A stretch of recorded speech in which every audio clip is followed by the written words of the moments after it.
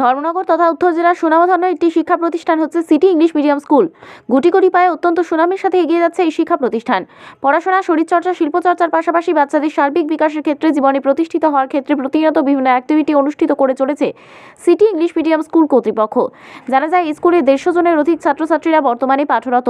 উত্তর ত্রিপুরা জেলার জেলা সদর ধর্মনগর শহরের চন্দ্রপুর এলাকায় অবস্থিত সিটি ইংলিশ মিডিয়াম স্কুলের ছাত্রছাত্রীদের দক্ষতা উন্নয়নে এক সচেতনতামূলক অনুষ্ঠানের আয়োজন করা হয়, যেখানে ব্যাংক পরিষেবা যেমন ব্যাংক থেকে টাকা তোলা, টাকা জমা করা ইত্যাদি, আধার সেন্টারে আধার সংক্রান্ত বিভিন্ন বিষয়ে অবগত করা, ন্যায্য মূল্যের দোকান সম্পর্কে ধারণা, এই সকল বিষয়ে ডেমনস্ট্রেশনের মাধ্যমে বাচ্চাদের প্র্যাকটিক্যাল অভিজ্ঞতা প্রদান করা হয়।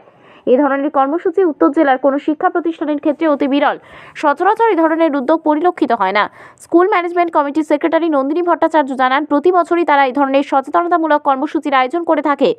বাচ্চাদের বিভিন্ন বিষয় সম্পর্কে সঠিক ধারণা অর্জন করানো, উন্নত শিক্ষা প্রদান করা সহ শিক্ষামূলক ভ্রমণও তারা আয়োজন করে থাকে। তিনি আরও জানান, এই ধরনের কর্মসূচি বাচ্চাদের ভবিষ্যৎ জীবনকে আরও উজ্জ্বল ও উন্নত করে তুলবে। নন্দিনী ভট্টাচার্য ছাড়াও এই অনুষ্ঠানে উপস্থিত ছিলেন সিটি ইংলিশ মিডিয়াম স্কুলের প্রিন্সিপাল নবনীতা ভট্টাচার্য, স্কুলের ফাউন্ডার কৃষ্ণেন্দু ভট্টাচার্য সহ বিদ্যালয়ের সকল শিক্ষক শিক্ষিকাগণ, স্কুল কর্তৃপক্ষ সহ ছাত্রছাত্রীরা।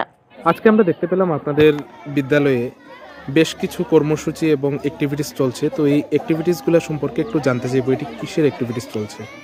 নমস্কার, আমি Nandini Bhattacharya, secretary school managing committee. আর আজকে আমরা সিটি ইংলিশ মিডিয়াম একটা অ্যাওয়ারনেস প্রোগ্রাম আয়োজন করেছি, যেখানে আমরা ব্যাংক, রেশন শপ বা যেটা আমরা ফেয়ার প্রাইস শপ বলে জানি, এবং আধার আপডেট নিয়ে আমরা বাচ্চাদেরকে একটা ধারণা দেওয়ার প্রচেষ্টা করছি। পুরো বছর জুড়েই আমরা এরকম অ্যাওয়ারনেস অ্যাক্টিভিটিস বা এরকম প্র্যাকটিক্যাল অ্যাক্টিভিটিস বেসিক্যালি আমরা জোর দিয়ে করানোর চেষ্টা করি। এই বছর আমরা মৃৎশিল্পীদের কাছেও বাচ্চাদেরকে নিয়ে গেছিলাম। বাজার হাটে আমরা এরকম মাটির জিনিসপত্র প্রায়ই দেখি, বাট বাচ্চাদের এটা জানা উচিত যে সেটা কোথা থেকে আসছে বা কী করে। তাছাড়াও আমরা এডুকেশনাল এক্সকারশন, অনুগুটি এবং বিভিন্ন জায়গায় আমরা বাচ্চাদেরকে নিয়েও গেছিলাম।